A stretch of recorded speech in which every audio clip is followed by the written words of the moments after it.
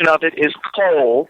And liberals, they got this really weird thing where even though, the unions kind of rely on this kind of industry because they've unionized those industries, which is coal mines, steel manufacturing, that kind of stuff. Well, blue-collared workers. Blue-collared workers. Yeah. Right. And the problem is the very same utopians, Democrats, liberals, whatever you want to call them, the very same people who have taken over those industries with the unions are also at war with those industries because of the EPA. So it's kind of like it's a dichotomy, I guess you could call it. Right. And they destroyed it. They completely destroyed it. And now you got Youngstown. And when you're driving through Youngstown, it's shocking if you're not from Youngstown. I believe that your average Youngstown citizen is probably like, well, I know it was great one time and now it's not. And that, we're in a recession. It is what it is, and we got to live with this. Somebody from outside of Youngstown, this is appalling. This is absolutely appalling. You drive through, it is shocking how many houses in a normal residential area are completely boarded up, and that's if they got saved. I don't know if you've ever heard of these people that their job is to preserve houses, and what they'll do is they can winterize them, and when you winterize a house, you take the water out of the toilet or whatever so it doesn't freeze and break the toilet. Actually, they put antifreeze in it. Put antifreeze in all the drains to keep the pipes keep the pipes from bursting. And then they board everything up to keep the loiterers out, or the squatters from coming in, or the drug addicts from coming in and turning it into a crack house. And so what you have is the bank will own the property, and then you have these property preservation people that come in, and they do this. Their job is to preserve the house until the bank decides, well, I guess it's able to sell them again. Right. Like they can't sell them right now because they're totally upside down. The banks have more into these properties than they could ever sell them for, so they'll just preserve them. Okay, so some of the houses in Youngstown, I would say maybe, I don't know, a third of them are preserved, so they're all boarded up. Then there's another third of them that are actually being lived in. And so there's actual cars in front of these houses, even though they're kind of beat up. A lot of them are wood siding. Ooh. That haven't been, well, they're wood siding, but they haven't been painted in 70 years or something. Yeah, I was going to say wood siding is something that really needs to be taken care of. You've got to take care of it. And when you can no longer take care of it, it looks like somebody spray painted the side with acid, because you could see the paint peeling all over the place, and it looks really creepy. Oh, jeez. Look at the turnout. Oh. Yeah, it's just really weird. So you got about a third of them that are like that. They're still lived in, but, they can't really take care of them. Then you have the last third. That's the poor houses that not only have they been abandoned long, long ago, but the bank has decided either A, we can't preserve them, or we don't want to preserve them, or they're too late to preserve them. And the windows are gone. And I'm not just talking about the windows being busted out and broken.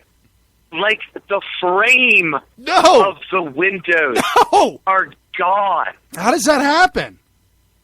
I don't even know. Well, because I'll tell you why.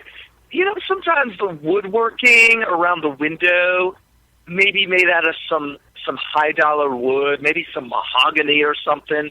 And so it actually becomes worth it to remove that wood and resell it.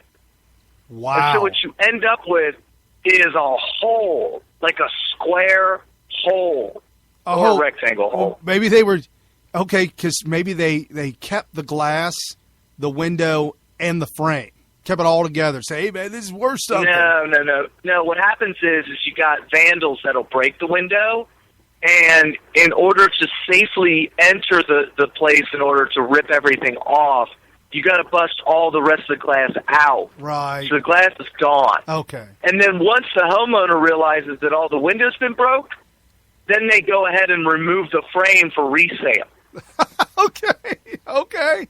For wholesale at the salvage yard or something. Right. Okay. Wow. And so you end up with... So in the meantime, so check this out. Nobody's preserving it. Nobody's taking care of it. So guess what goes next? Since the roof has been in disrepair and all the leaks and the wood starts rotting, then you start to see the collapsing. So like the porch will be partially or completely collapsed onto itself. Yeah, you get that. And then in worst case scenario, which you do see this, the actual main roof could actually be collapsed in on the house, or at least partially collapsed.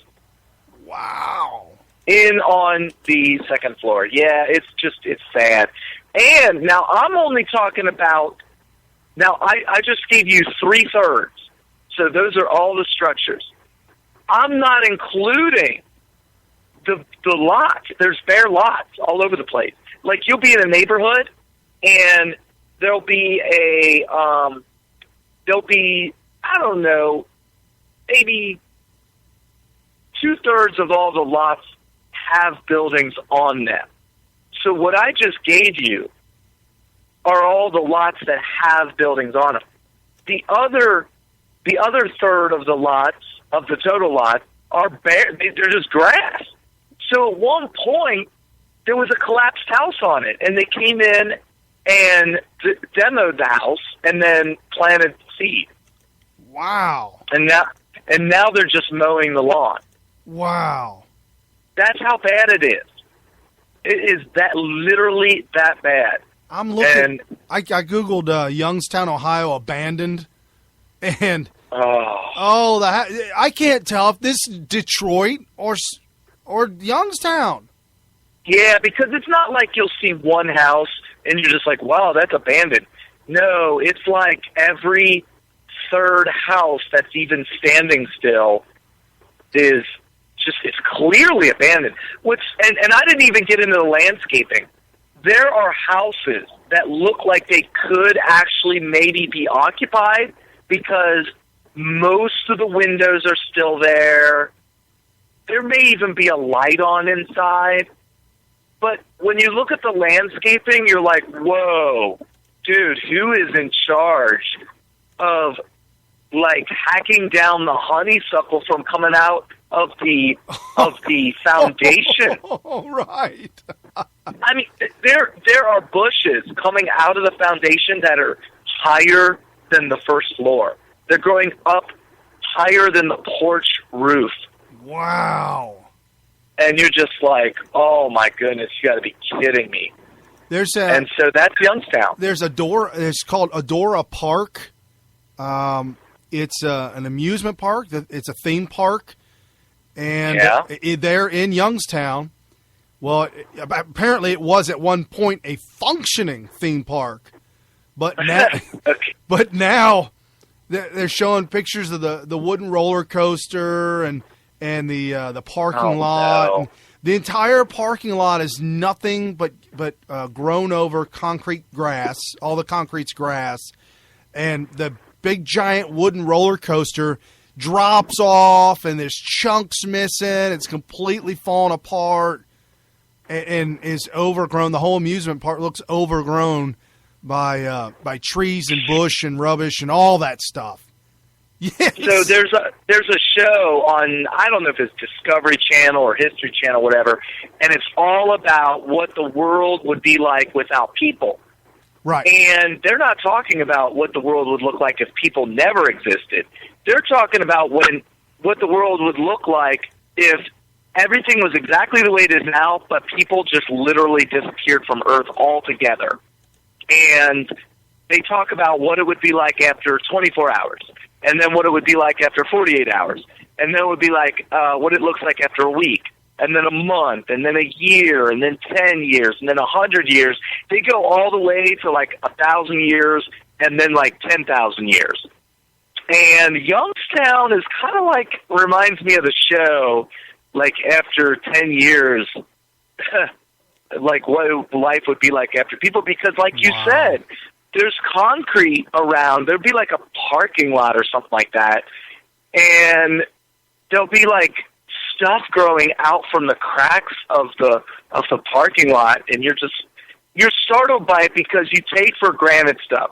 When you live in a city that's normal, and there's people living there, and there's the buildings for like the businesses are occupied by businesses, and the houses are occupied by people, you take for granted that a slab of concrete is what it is. It's just a slab of concrete. You take for granted the fact that when you drive over the top of it, plants can't come up through the cracks and turn into a giant tree. You take that stuff for granted. You would think. Without people there to maintain that stuff, or to at least drive over the top of the concrete, that these little tiny plants that come up and would be killed when a car drives over the top of it, they don't get killed when there's no cars driving over the top of it, or there's nobody with a weed whacker to whack it down. Those little plants could turn into a whole tree and just destroy the parking lot. And it would look very weird to a normal person living in a normal town where that kind of stuff doesn't happen. Right. But in Youngstown, it does happen. Right. I saw a special on the History Channel about Detroit, and they showed how the reason why all the concrete does what it does is because, if you don't know, folks, concrete actually absorbs moisture. Moisture can get inside concrete. And once it gets in there and it freezes, that moisture will actually start to crack and break away concrete over time. That's why when you build a basement, the part of the concrete to the dirt is lined with black tar paper, special water proof paper type material. And then those of you with good basements have a sump pump in there because water's going to come in sooner or later, and you'll avoid that. If you ever build a deck and you attach it to the foundation of a house, which is concrete, you've got to put spacers between that wood and the concrete, because the concrete will actually rot the wood out. So you never have wood and concrete together ever, because it'll rot. Wow. Yeah. So, and then when there's nobody there to maintain it, the trees, I've got tons, because I'm fascinated with trees that grow out of rock. The trees will grow out through being rock. Being in the landscaping industry, I can tell you that plants will find the tiniest sliver of a crack to grow through, and don't think that crack is going to limit the grand total size of that plant when it reaches maturity. It will not. And as a matter of fact, I've also built ponds before. And when you build a pond, you have to route a pipe from the skimmer to the waterfall. Right. And one of the funny phenomenons that happens to some people is if you get a tiny, I'm talking microscopic hole in that pipe somewhere, you could get the roots of a bush or tree to find that tiny little crack, because there's water in that pipe, and of course roots want water. Oh, yeah. They will find the most microscopic crack, and they'll get in there, and they'll grow so much inside that pipe that they can clog it completely up. Oh, and I've seen it before where we've had to literally replace entire systems, sewage systems, because it's just completely overgrown with roots and things like that. But I pulled up, this is a joke, but it's not a joke, but I pulled up a picture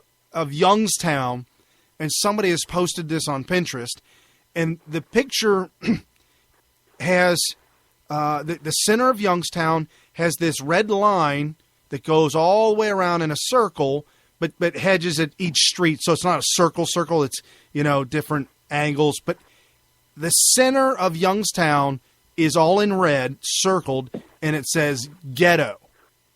And then oh, wow. And then below it on the south side, there's a little small